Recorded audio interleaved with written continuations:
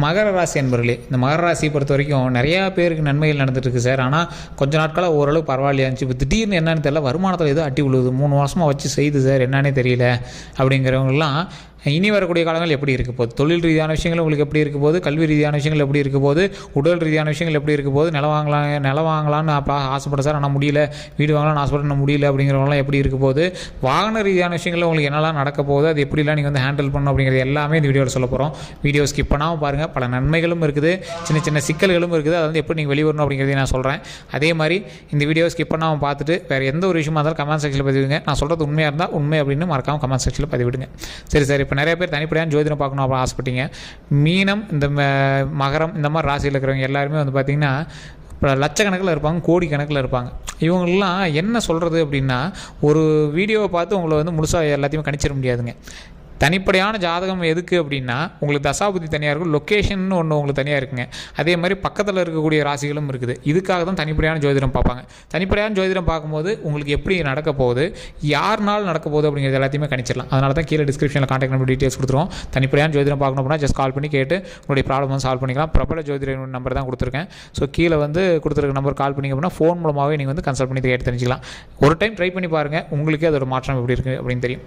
சரிங்க சார், இப்போ மகர ராசி பற்றி தெரிஞ்சிக்கலாம்.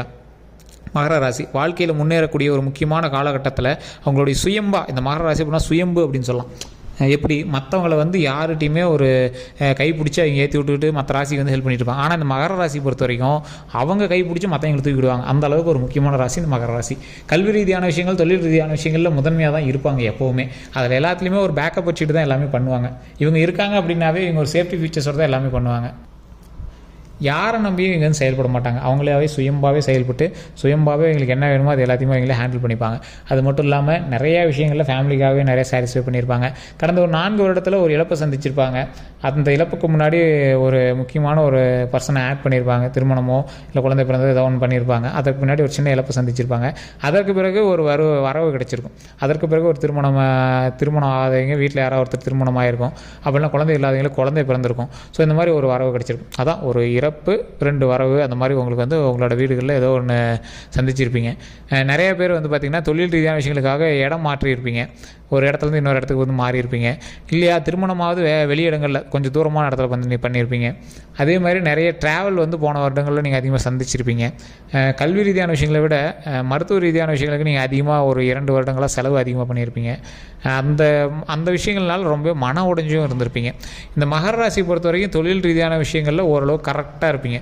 அதிக லாபமும் கிடைச்சிருக்காது, ரொம்ப ஜீரோவும் இருக்காது. நிறைய பேர் செய்கிறதெல்லாம் ட்ரை பண்ணி பார்க்கலாமான்னு நீங்களும் நிறைய ட்ரை பண்ணியிருப்பீங்க. ஆனால் வந்து ஒன்றும் சாட்டிஸ்ஃபை சிக்கியிருக்காது. இது செஞ்சுட்டு இருக்கிற தொழிலே போதுமானதாக இருக்குது அப்படின்னு அதையே பார்த்துட்டு இருந்திருப்பீங்க. வாழ்க்கையில் அடுத்த இடத்துக்கு எப்படா போகிறது அப்படின்னு யோசிச்சுட்டு இருக்கிற சமயத்தில் உங்களுடைய தொழிலே சில ஒரு பேக்கப் வந்து கிடைக்க ஆரம்பிச்சிருக்கும். அந்த பேக்கப்பை பிடிச்சி மேலே ஏறலாம் அப்படின்னு நினைக்கும் போது மறுபடியும் அதுவுமே ஒன்றும் பெருசாக தெரியலையே அப்படின்னு இருப்பீங்க. இந்த காலகட்டம், இப்போ குறிப்பிட்ட காலகட்டத்தில் ஒரு 2-3 மாத காலங்களில் உங்களுக்கு இப்போ இருக்கக்கூடிய ஒரு 2 வாரம் வந்து நீங்கள் சைலண்ட்டாக இருக்கக்கூடிய ஒரு நேரம், சைலண்ட்டாக இருந்தே ஆகணும் அப்படிங்கிற ஒரு நேரம். பழசை கம்பேர் பண்ணும்போது இப்போ ஓரளவுக்கு பரவாயில்லையாக இருந்துச்சு. மறுபடியும் ஒரு டவுன் அடிக்குது அப்படின்னா நீங்கள் அமைதியை காக்கணும் அப்படிங்கிற ஒரு நேரமாக இருக்குதுங்க. தொழில் ரீதியான விஷயங்கள் நிறைய வருமானம் வரக்கூடிய காலகட்டமாக இருந்தாலும் நிறைய பேரோட கண் உங்கள் மேலே இருக்குது அப்படின்னே சொல்லலாம். தொழிலில் நீங்கள் எவ்வளோ முன்னேறீங்களோ அவ்வளோ வந்து எதிரிகளும் அதிகமாகுவாங்க, உங்கள் மேலே இருக்கக்கூடிய கண்ணும் அதிகமாகும். ஸோ அதற்கு தகுந்தாற்போல் அப்பப்போ எலுமிச்சை சுற்றி போகிறதோ தேங்காய் உடைக்கிறதோ அதெல்லாம் பண்ணிட்டீங்க அப்படின்னா ரொம்பவே நல்லது. தூக்கமின்மை அதிகமாக இருக்கிறதான வாய்ப்புகள் இருக்குது, அலைச்சல்கள் அதிகமாக இருக்கிறதான வாய்ப்புகள் இருக்குது. சில விஷயங்களுக்காக வெளியே போயிட்டு வரது விஷயங்கள் அதிகமாக இருக்குது. உடல் ரீதியான உபாதைகள்லேருந்து வெளியே வரணும் அப்படின்னா உடலுக்கு நல்ல எக்ஸசைஸோ இல்லை சரியான உணவோ நல்ல தூக்கமோ தேவை, அதை கரெக்டாக பார்த்துக்கோங்க. நீங்கள் வந்து ஏதாவது ட்ராவல் பண்ணுறீங்க அப்படின்னா வாகன ரீதியான விஷயங்களில் ரொம்ப ரொம்ப ரொம்ப ரொம்ப கவனமாக இருக்கக்கூடிய ஒரு நேரமாக இந்த நேரம் அமைஞ்சிருக்குது. வாகனத்தில் ஏதாவது லைட்டாக ஒரு பிரச்சனை அப்படின்னாலும் டக்குன்னு சரி பண்ணி வச்சுருங்க, அப்புறம் பார்த்தலாம் அப்படின்னு விடாதீங்க. அதே மாதிரி வாகனத்துக்கு இன்சூரன்ஸோ இல்லை அந்த மாதிரி ஏதாவது ஒரு அஃபிஷியலான விஷயங்கள் எல்லாமே பண்ணி வச்சுருங்க. நிலம் வந்து வாங்குறீங்க அப்படின்னு ஆசைப்பட்றீங்க அப்படின்னா அந்த மகராசிக்கு வந்து அதிகமாக நில யோகம் கொஞ்சம் கம்மி தான். ஸோ அதனால் உங்களோட வீட்டில் இருக்கிறவங்க யாராவது பேரில் வாங்கினா அது ரொம்ப ப்ராஃபிட்டாக இருக்கும், அது எவ்வளோ பரவாயில்லையாக இருக்கும்.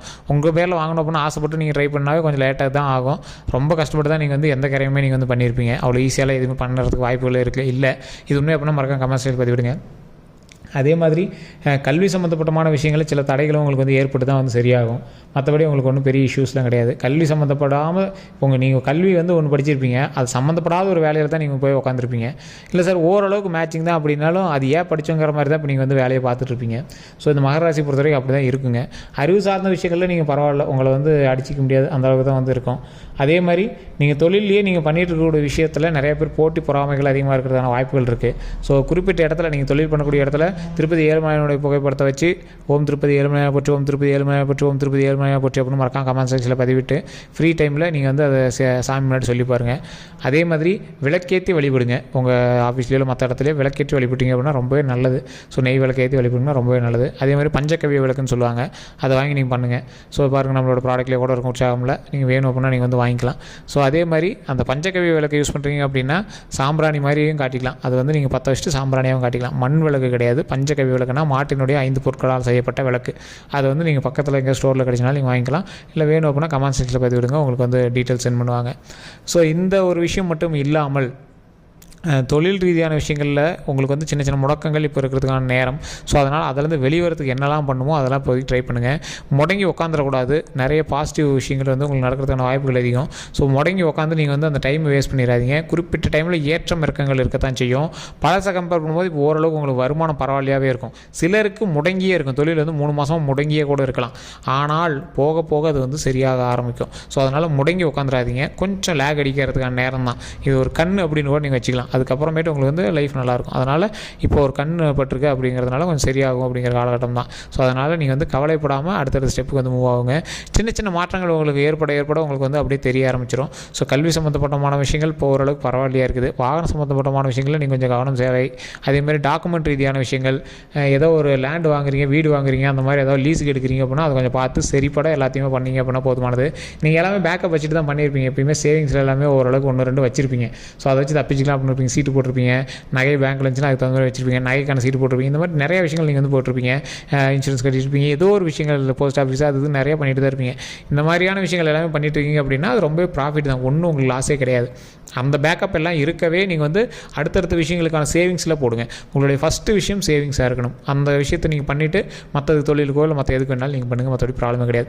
ஏன்னா நீங்கள் செய்யக்கூடிய தொழிலானது உங்களுக்கே தெரிய ஆரம்பிக்கும். அது வந்து ஃபைனலைஸ் தொழிலாக உங்களாலேயே சொல்ல முடியாது. சரி, இது எத்தனை நாளைக்கு அந்த தொழில் பண்ண முடியும் அப்படின்னு உங்களுக்கே தெரியாத தொழில் தான் நீங்கள் வந்து பண்ணிட்டு இருப்பீங்க. இந்த ராசியை பொறுத்த வரைக்கும் அப்படி. அது உண்மையாக அப்படின்னா மறக்காம கமெண்ட் செக்ஷனில் பதிவிடுங்க.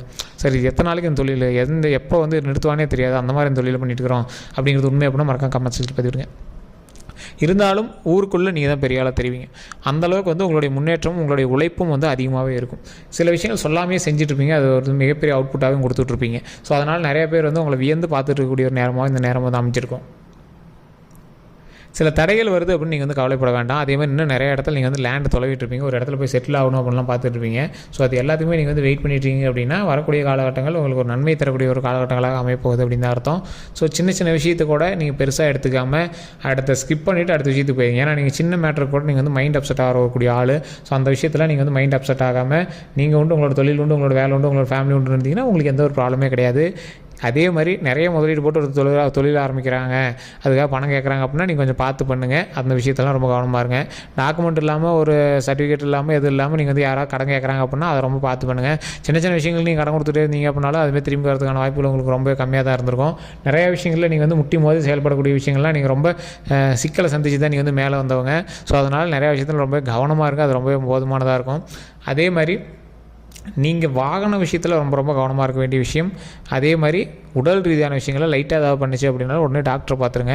ஸோ அது அப்புறம் பார்த்துலாம் வெயிட் பண்ணிவிட்டு ஜாதகத்தில் நல்லா தான் சொன்னாங்க, ஒன்றும் பிரச்சனைலாம் உட்காந்துருக்காங்க. உடல் ரீதியான எந்த ஒரு விஷயம் இருந்தாலும் ஜாதகத்தை நம்பி உட்காந்துருக்கூடாது. உடனே போய் டாக்டர் பார்க்கணும். இதை டிஸ்க்ளைமராக சொல்கிறோம். கல்வி ரீதியான குழந்தைகள் ரீதியான விஷயங்களுக்கு ஜாதகத்தை பார்த்துட்டு நம்பிட்டு உட்காந்துருக்கூடாது. அவங்களுக்கு என்ன தேவையோ அதை வந்து கரெக்டாக நீங்கள் வந்து பண்ணிடணும். இதுதான் வந்து முக்கியமான ஒரு டிஸ்க்ளைமராகவே நான் வந்து இந்த வீடியோவில் சொல்கிறேன். இந்த வீடியோவில் எல்லா ராசினருக்கு இது வந்து மெயினாக சொல்லக்கூடிய ஒரு விஷயம். ஏன்னா ஜாதகங்கிறது எல்லாத்துக்கும் பொதுவானது கிடையாதுங்க. எல்லாத்துக்கும் வேறு மாதிரி அமைஞ்சிருக்கும். தனிப்படையான ஜாதகம் அப்படிங்கிறது இப்போ நம்ம சொல்கிறது பொதுபலம் தான் சொல்லிட்டு இருக்கோம். அதுவும் கும்பராசிக்கு, சரி இந்த மகர ராசிக்கு பொதுபலம் தான் சொல்லிட்டு இருக்கோம். ஸோ ஒவ்வொரு ராசிக்கு தகுந்த மாதிரியும் இப்போ நம்ம சொல்கிறோம் அப்படின்னா 10 கோடி பேர் 20 கோடி பேர் அதில் இருப்பான். அதில் 80% வந்து உங்களுக்கு வந்து மேட்ச் ஆகும். மீதி 20% மேட்ச் ஆகலை. அப்படிங்கிறதுக்கான காரணம் என்ன அப்படின்னா அந்த ஆள் வேறு ஒரு ஆள் இருப்பான். மகரத்தில் பிரித்து தான் வந்துட்டுருங்க. அதுக்கு தகுந்த தசாபுத்தி இருக்குது, நட்சத்திரம் இருக்குது, அதே மாதிரி வேறு லொக்கேஷன் இருக்குது, நிறைய இருக்குதுங்க அதில். அதனால் நீங்கள் நிறைய பார்த்து பொறுமையாக தான் நீங்கள் வந்து பண்ணக்கூடிய ஒரு நேரமாக அமைஞ்சிருக்கு. ஸோ அதனால் நீங்கள் வந்து எந்த விஷயம் பண்ணாலும் பார்த்து பண்ணுங்கள். தொழில் தொழில் ரீதியான விஷயங்களில் கவனம் தேவை. மற்ற வாகன ரீதியான விஷயங்கள், உடல் ரீதியான விஷயங்கள் கவனம் தேவை. மற்றபடி ஒன்றும் பெரிய ப்ராப்ளம்லாம் கிடையாது, இஷ்யூஸ்லாம் கிடையாது. மற்றபடி எல்லாமே பர்ஃபெக்டாக தான் இருக்குது. சின்ன சின்ன இடமாற்றங்கள் உங்களுக்கு இருக்குது அப்படின்னா அது வந்து கொஞ்சம் மைண்டை சிரிச்சுக்கிட்டே அதை வந்து மூவ் பண்ணுங்கள். ரொம்ப கசந்துக்கிட்டு அது ரொம்ப ஃபீல் பண்ணிட்டுலாம் பண்ணிட்டு இருக்காதிங்க. நன்மை தரக்கூடிய காலகட்டம் அப்படிங்கிறதுனால கொஞ்சம் பார்த்து பொறுமையாகவே இது பண்ணாலும் நன்மை தாங்க. ஸோ அது வந்து ப்ராப்ளம் கிடையாது. ஸோ வேறு ஏதாவது கருத்துக்கள் இருக்குது அப்படின்னா மறக்காம கமெண்ட் செக்ஷனில் பதிவிடுங்க. இந்த வீடியோ பிடிச்சா லைக் பண்ணிக்கோங்க, உங்களோட நண்பர்களுக்கு பகிருங்க. இதுவரை நம்ம சேனலை சப்ஸ்கிரைப் பண்ணிட்டு பக்கத்தில் பெல் பட்டன் ப்ரெஸ் பண்ணி அதில் ஆல் அப்படின்னு கிளிக் பண்ணிக்கோங்க. ஃபேஸ்புக்கில் பார்த்துட்டு இருக்கீங்க அப்படின்னா ஃபாலோ பண்ணிக்கோங்க. எல்லாருக்கும் நன்றி நண்பர்களே.